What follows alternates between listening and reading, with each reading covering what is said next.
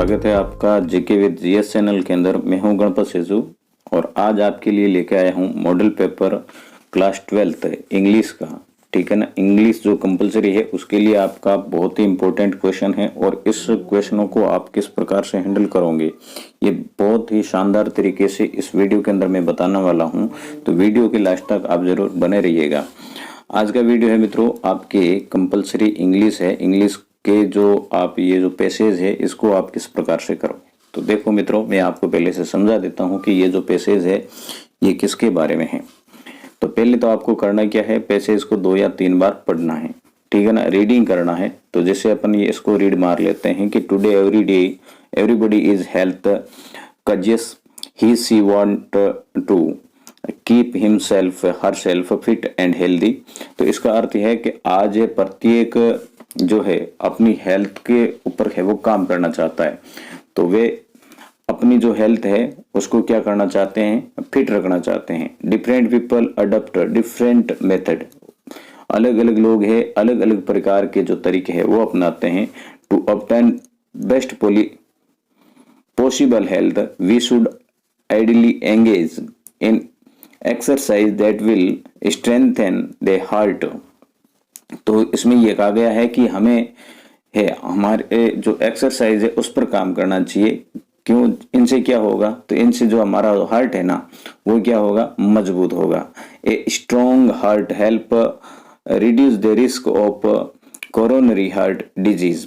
तो ये जो स्ट्रॉन्ग, यदि हमारा हेल्थ स्ट्रॉन्ग होगा तो इनसे क्या होगा, इनसे होगा अपने जो हार्ट है ना, हार्ट से संबंधित जो भी बीमारी होगी उसको है वो रिड्यूस करेगा, मतलब हटाएगा। एंड जंग, और जो भी है अनावश्यक, एंड जो लंग्स है ना, फेफड़े हैं वो भी मजबूत बनेंगे। We should participate in exercise that strengthen and tone muscles. और हमें है हमारे जो एक्सरसाइज है इस पर है हमेशा भाग लेना चाहिए और जिनसे हमारे जो मसल्स है, मांसपेशी है, वो क्या बनेगी, मजबूत बनेगी। As well as us increase over energy level, और इनसे हमारे ये मसल से मजबूत होंगे, अपना हार्ट है मजबूत होगा, इनके साथ साथ में हमारी एनर्जी लेवल है ना वो भी इंक्रीज होगा। ठीक है ना, मतलब बढ़ेगा। Exercising regularly can help as maintaining a health weight and simply help us feel and look better. और ये जो एक्सरसाइज है हमारे वजन को, और सिंपली रूप से अपन देखें तो हमारे जो अपना लुक है वो भी क्या करेगा, बेटर करेगा। अपने अंदर जो फीलिंग है, महसूस जो करने का तरीका है वो भी क्या होगा, फ्रेशनेस रहेगा। तो मतलब आपको है इस प्रकार से इसको समझना है। ठीक है ना, मान लो इस प्रकार से आप समझ भी नहीं पाते हो तो नॉर्मली आपको क्या कर देना है, इसकी रीडिंग कर लेनी है। रीडिंग करने के बाद मान लो आपने ये सारा रीडिंग कर लिया है, और रीडिंग करने के बाद में अपन आते हैं क्वेश्चनों पर और क्वेश्चनों को देखते हैं। देखो, how can we get the best possible health. तो हम है हमारी जो हेल्थ है ना उसको बेस्ट किस प्रकार से है अपन संभव बना सकते हैं। तो यहाँ पर आपको एक मोटा तौर है वो क्या बताया गया है, एक्सरसाइज है ना। एक्सरसाइज के द्वारा हमारी जो हेल्थ है ना इसको अपन क्या कर सकते हैं, पॉसिबल बना सकते हैं। What do people, the people want to be in now a day, मतलब आज के दिन में लोग है क्या चाहते हैं। तो देखो यहाँ पर मैं आपको बता दूं, एक्सरसाइज विथ रनिंग, यहाँ पर आपके इसके अंदर दिया गया है। यदि आप आगे इसको पढ़ोगे तो इसके अंदर रनिंग दिया गया। How is exercise helpful. तो यहाँ पर मैं आपको बता दूं कि आपके लिए कंपलसरी क्या है। वैसे तो आप सीनियर में हो तो आप सभी को पता होना चाहिए। WH वर्ड जो फैमिली है, ठीक है ना, यहाँ पर ये देखो WH वर्ड है, यहाँ पर WH है। ये जो वर्ड है इनका आपको मीन्स आना चाहिए, और मीन्स आने के साथ में ये जो WH है ये आपसे डिमांड किसकी करते हैं, मतलब इनका उत्तर क्या होना चाहिए। तो मैं यहाँ पर एक थोड़ा नॉर्मली यहाँ पर बता दूं तो यहाँ पर आपको बताया गया why is running the best exercise. तो वाई का अर्थ होता है क्यों। तो क्यों में आपको क्या बताना होता है, कोज बताना होता है। कोज बता दोगे मतलब कारण बताओगे, कारण बताओगे तो आपको करना क्या होगा। जैसे ये द बेस्ट, मतलब आपको दे से या फिर सब्जेक्ट से है आपको क्या करना होगा, लाइन स्टार्ट करनी पड़ेगी। तो ऐसा लिख देंगे द बेस्ट एक्सरसाइज, फिर आप क्या लगाओगे, बिकॉज लगाओगे, ठीक है ना। ये लगाने के बाद में जो इनका आंसर है उसको आप है वो लिख दोगे। तो इस प्रकार से है आप अपना जो आंसर है इसको बेटर बना सकते हैं। तो जैसे हाउ, हाउ का अर्थ होता है कैसे, मतलब कोई कार्य करने का तरीका। हाउ इज एक्सरसाइज हेल्पफुल, हमारे जो एक्सरसाइज है किस प्रकार से हेल्पफुल है, उपयोगी रहती है ना, कैसे रहती है। तो कैसे रहती है हेल्पफुल, जो इस पैराग्राफ के अंदर दे रखा है, तो मुख्य मुख्य जो इंपॉर्टेंट फैक्ट है वो है सारे इंक्लूड करते हुए इस आंसर का आपको क्वेश्चन का आंसर करना है। अब यहां पर देखो कई जो, सॉरी थोड़ा मैं साइज इसका कम कर लेता हूं। कई देखो यहां पर एक दो क्वेश्चन फिक्स होते हैं आपके, जैसे write the word from the passage which is possible opposite to pessimistic. अब देखो पेसिमिस्टिक का ऑपोजिट क्या है, यहाँ आपको पता होना चाहिए पेसिमिस्टिक में क्या होता है। तो पेसिमिस्टिक का अर्थ होता है निराशावादी, ध्यान रखना पेसिमिस्टिक का अर्थ है निराशावादी, और निराशावादी की जगह आपको किसका लाना है, आशावादी का लाना है। तो देख लेते हैं, आपको दिखा लेते हैं कि आशावादी का इसके अंदर है वो क्या है। तो यहां पर अपन पढ़ते पढ़ते आते हैं, तो एक्सरसाइज आते होते आपको लगेगा भाई अपने कहां पर है, पेसिमिस्टिक का है वो आशावादी का आपको खोजना है। तो यहां अभी तक अपने को मिला नहीं है, ऐसे आपको पता होना चाहिए है ना, पता होगा ना तभी पता चलेगा भाई कि इसका आंसर है वो क्या होना चाहिए।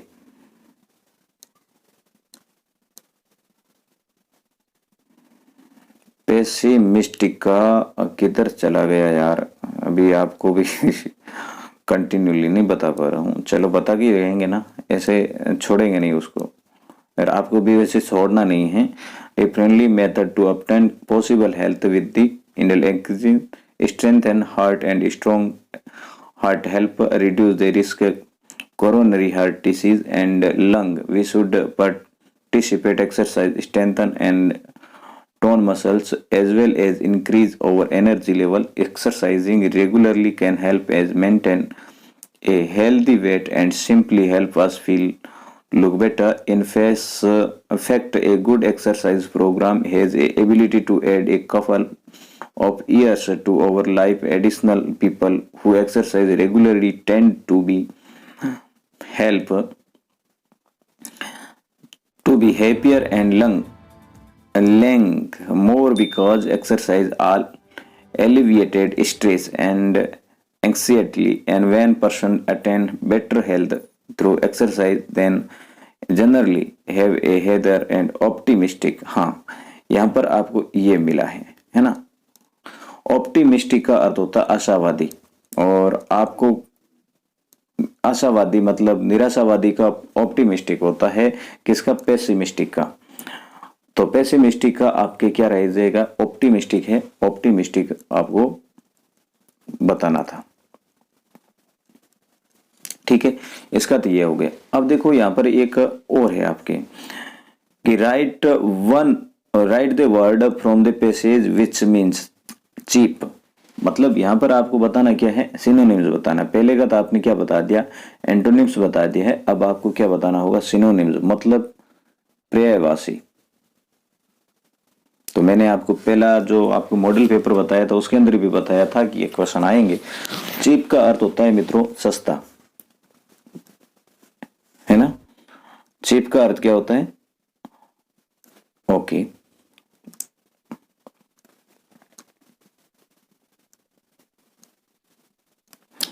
अब आपको क्या बताना होगा इसमें, सस्ते को और क्या कहते हैं, चीप तो कह दिया, चीप के अलावा और सस्ते को क्या कहते हैं, तो वहां अपन देख लेते हैं। इनएक्सपेंसिव कहेंगे, तो यहां पर आपके दे रखा होगा इनएक्सपेंसिव, ठीक है ना।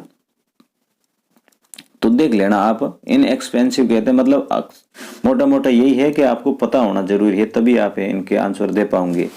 तो चीप को और क्या कहते हैं, तो इनएक्सपेंसिव कहते हैं, एक्सपेंसिव, ठीक है।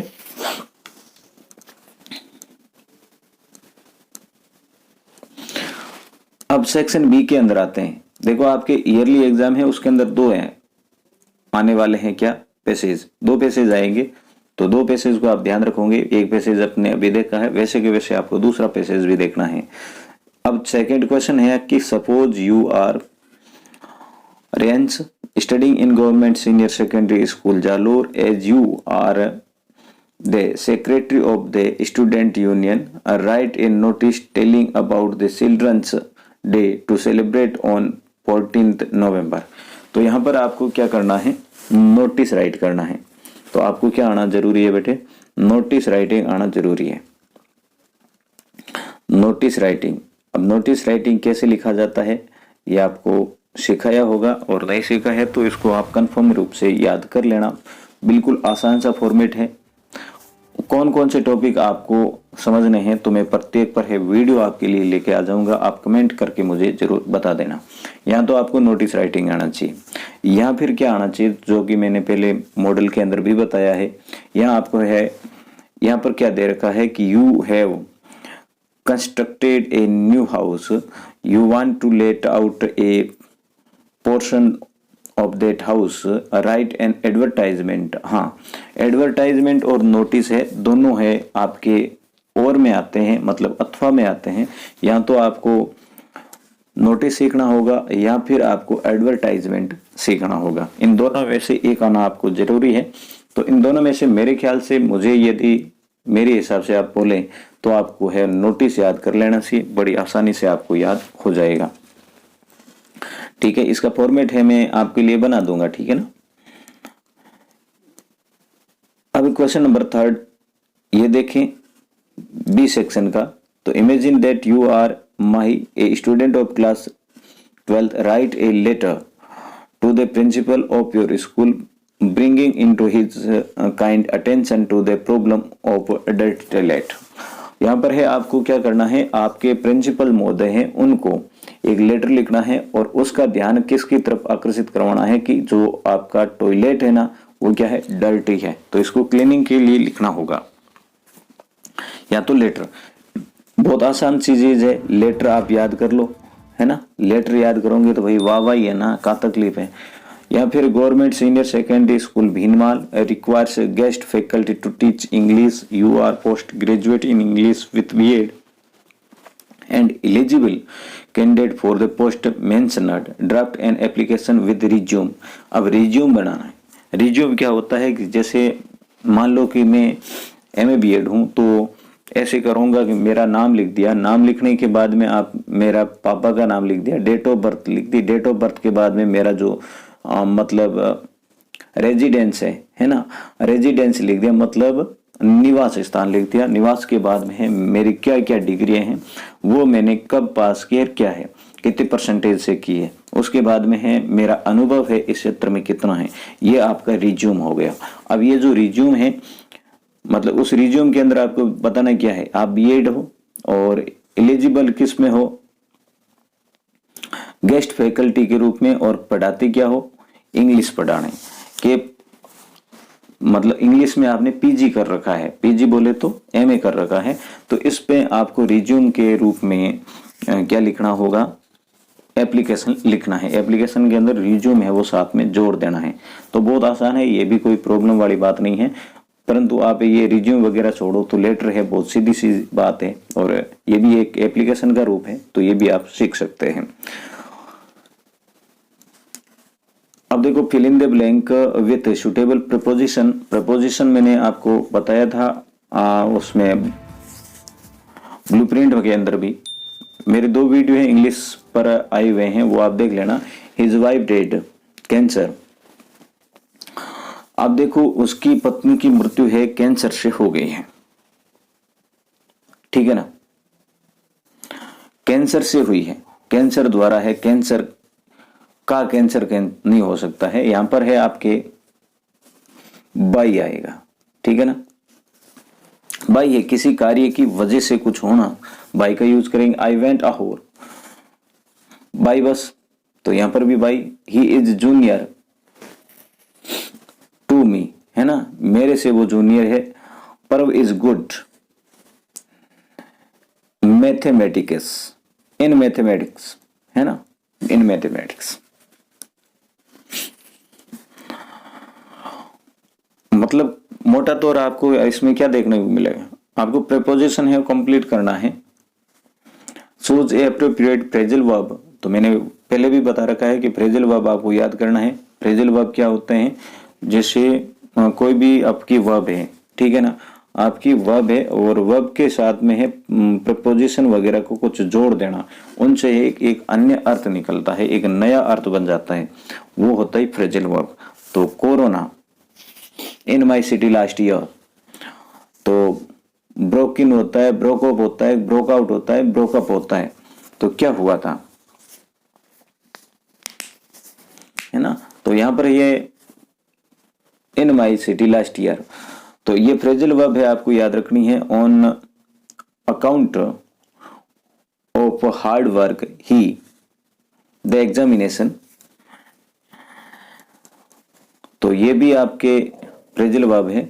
तो आपके प्रपोजिशन फ्रेजल वर्ब, फिर है combine the following sentence using the word given in brackets, तो यहाँ है, मैंने आपको पहले भी बता रखा है कि ये आपके रिलेटिव प्रोनाउन के रूप में काम करते हैं, और रिलेटिव प्रोनाउन के रूप में है आपको इनको जोड़ना होता है। I have see the place where Buddha was born there, तो भाई इसमें कोई तकलीफ नहीं थी। I received the pen which he sent it to me, तो इसमें भी विश यहां पर जोड़ देना है, बाकी कोई नहीं है, कुछ नहीं करना है, बीच में जोड़कर है इसको आप कनेक्ट कर सकते हैं।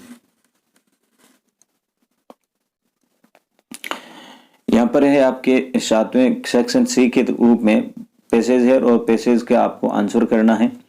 तो पैसेज आपको पूरा पढ़ लेना है, और पूरा पढ़ने के बाद में है आंसर आराम से कर लेना है। Poor man it was an honour of his last lesson that he had put on his fine Sunday clothes, and now I understand why the old men of the village were sitting there in the back of the room.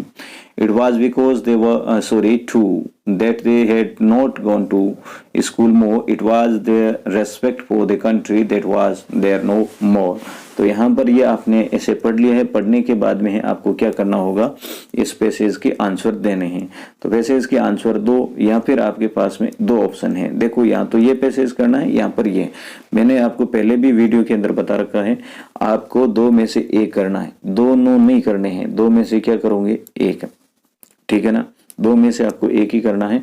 यदि आप दो कर लेते हैं तो दोनों ही आपके answer है वो गलत माने जाते हैं, और मार्क है वो जोड़े नहीं जाएंगे यदि आपने दोनों ही सही किए। तो एक करोगे जो भी आपको सुटेबल लगता है। फिर देखो क्वेश्चन नंबर 8 है कि what did friends notice that was unusual about school that day the last lesson. तो इसमें ये क्वेश्चन है आपका वैसे लेसन का है, तो लेसन के हिसाब से आपको बताना पड़ेगा, ठीक है। Mention the hazard of working in the glass bangles industry, lost spring जो लेसन है उनमें से आया हुआ है। और how did the narrator have an aversion of water, ये भी आपके डीप वाटर है उसके अंदर से आया हुआ है। explain the following stanza with reference to contest, तो यहाँ पर देखो ये आपके स्टेंजा दे रखा है, इस स्टेंजा के अंदर आपको रेफरेंस देना है। रेफरेंस बोले तो किस प्रकार से दोगे, मान लो कि ये आपके देखो यूजलेस गवर्नर इंस्पेक्टर और visitor, this map become their window and this window they shut upon their leaves in like a catacombs break open till they break the town. और नीचे वाली है, दोनों में साथ में आपको बता देता हूं। Perhaps the earth can teach us as when everything seemed dead and later proves to be live.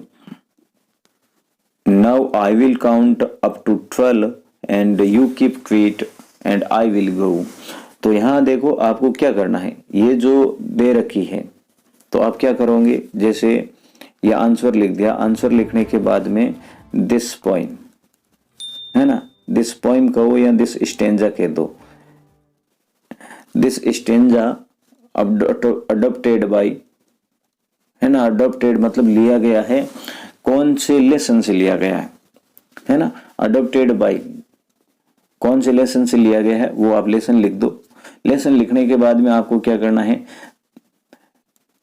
This मतलब इस स्टेंजा के राइटर नहीं लिख के सॉरी पोइट लिखें, पोइट इज, जो भी पोइट है वो आप पोइट का नाम लिख दोगे, ठीक है।